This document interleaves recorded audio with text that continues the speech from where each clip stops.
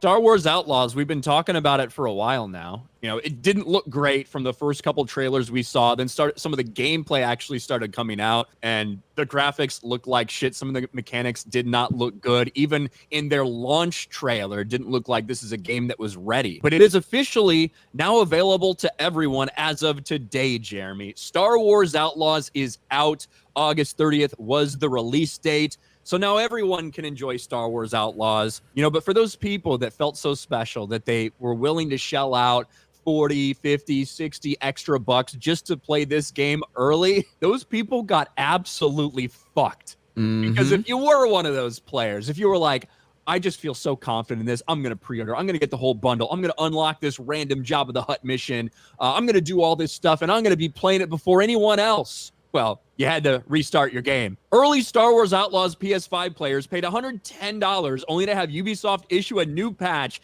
and tell them to start a new save file or face game-breaking bugs. How would you feel, Jeremy, if you were one of those people?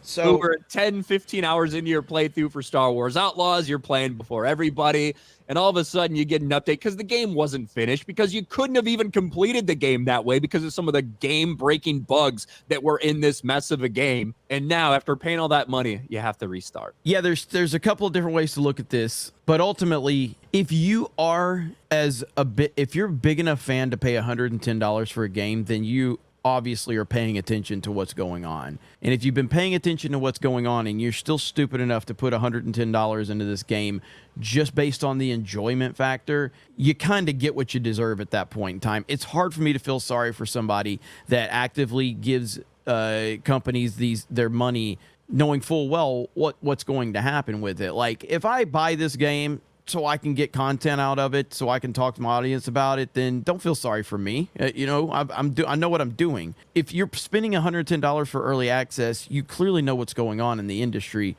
This was always going to be a piece of shit. Nobody expected anything other than that. So it's hard for me to have any sympathy for anybody that did this. It just is. I would say not everyone is online in this specific space talking about backlash to Star Wars Outlaws. People that don't even have, the vast majority of people can't even see dislikes on trailers and things like that. So I do believe there's probably a decent amount of people out there who, whether they'd heard a little bit about this or not, they were really excited for a new Star Wars game because they haven't had one in a while, probably pre-ordered it. And now you're left like this. This should be, you get fucking refunded all that extra money. That's what this 100% should be, for them essentially ripping away the early access and it meaning nothing. Instead, they're essentially giving these people like a couple loyalty points in the game, like to be used in the game. It is bullshit. This is a Ubisoft problem, and really a kind of a modern gaming industry problem of releasing these things before they're done, regardless. Even if you know damn well it's not going to be ready by the release date, you do it anyway just to avoid the bad PR or people saying, oh, look, they pushed the game. And instead you put out a fucking broken game. And now it's affecting the people that are like the most loyal to you, that would be willing to pre-order for this. It's shameful. But the only reason there's positions is because you have a bunch of stupid fucking people that continue to support them. Like, at some point in time, how do you feel sorry for people that are just retarded? Like, this is Ryan we're talking about, right? You're giving a pass to people that are too dumb to do the slightest bit of research on shit that's been happening in the industry for a decade now. Like, at some point in time, who do we feel sorry for? The people that are getting abused, or the people that are too stupid to realize they're being abused? Like, you put $110 out for a Ubisoft product made by Lucasfilm, or a Lucasfilm product made by Ubisoft.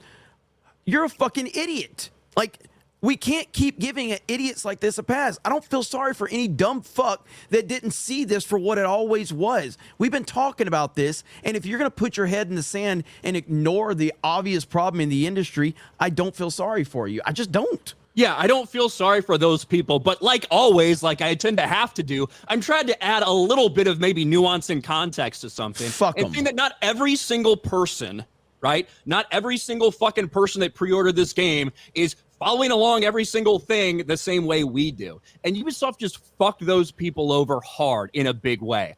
That's what I'm trying to say. I'm not saying that the people that did see this or did watch our videos and still decided to pre-order, that's not a really stupid fucking thing to do. But there is more than just our little corner here of people that are hypersensitized to all of this stuff that's going on.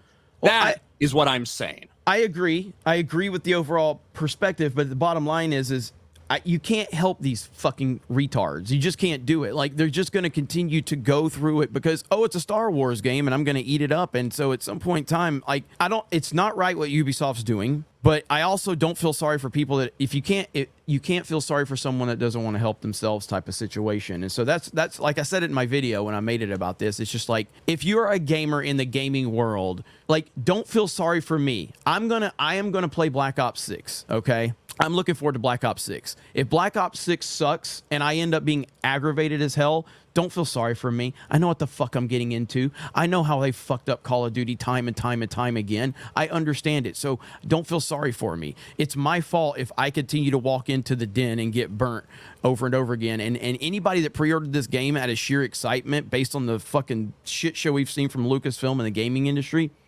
you get what you deserve, and you're probably going to be there to eat up the next slop that they offer you anyway.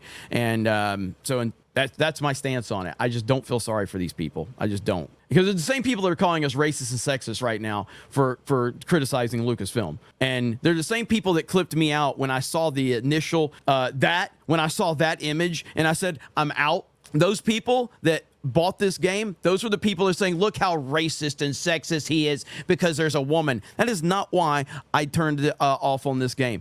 The reason I was turned off by this game is because it's a Lucasfilm product, and Lucasfilm has told us that the number one priority from them is diversity and inclusion and representation. And when they put that at the forefront of something, in my mind, I've said, there you go. The rest of everything in this game is compromised because the number one goal was their diverse, strong woman right there. And now you're seeing all they cared about was that, and the whole fucking game is broken. But those people called me racist and sexist because I said exactly what the truth was, that Lucasfilm putting this woman in this game and putting her at the forefront means every fucking thing else is going to take a back seat to it. And that's exactly what we got with Star Wars Outlaws. So fuck them. Yeah, today this I'm one Ryan. single image Today is I'm not the enough to toxic make one. me say that. But when you get that along with like the launch trailer and the way that they portrayed K-Vest trying to like basically wanting you to feel like this is your Han Solo adventure with this character.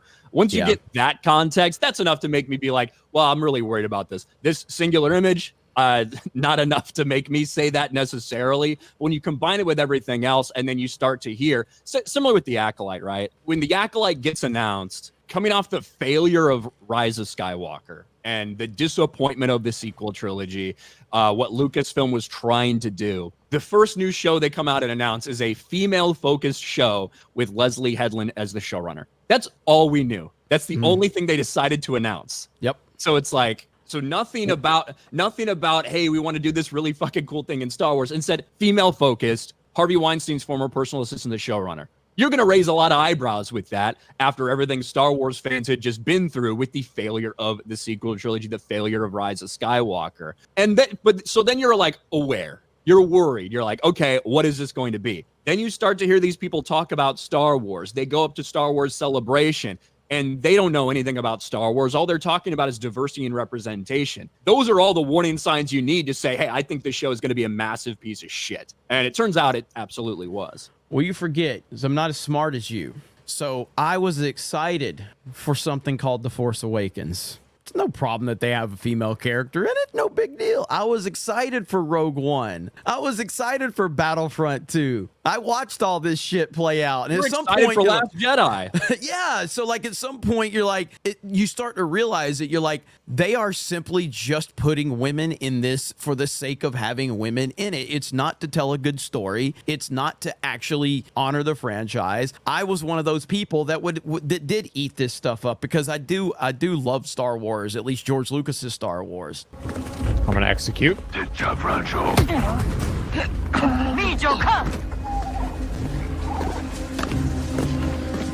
can they not see him? The boss is down! You are not a Pike. That's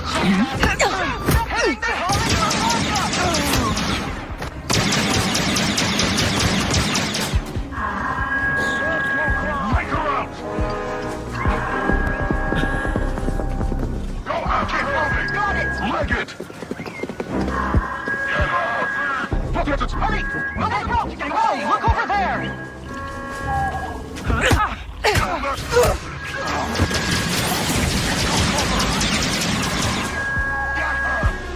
We're pinned down!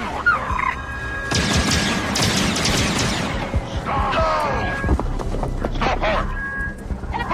Go get it! Don't let get down! Keep shooting! We can do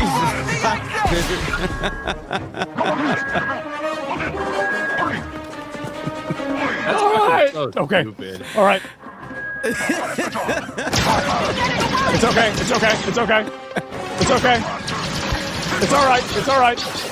Stay the course. Stay the course. Stay the course. We can do this! Do not lose faith in the bush. They do not know where I am. Let's go! Hurry!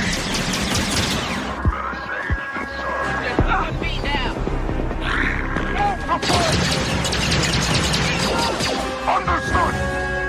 No. No. The gameplay for our two highly anticipated upcoming premium titles, Star Wars Outlaws and Assassin's Creed Shadows, was not only praised by players and critics alike, but also highlighted the cutting-edge capabilities of our game engine. Jeez, man. Yeah, that's rough. And it's also so funny because I'm not saying that Assassin's Creed, especially modern day Assassin's Creed, is like, oh my gosh, the polished stealth gameplay, blah, blah, blah.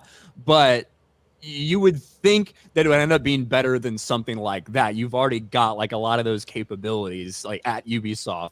And this game's fucked in a lot of different ways. It should not have been released, not in the current state that we saw, especially if you have, like I said, PlayStation 5 players who are forced to either update so they can actually finish the game or encounter a game-breaking bug, or like delete their entire save file. That's crazy.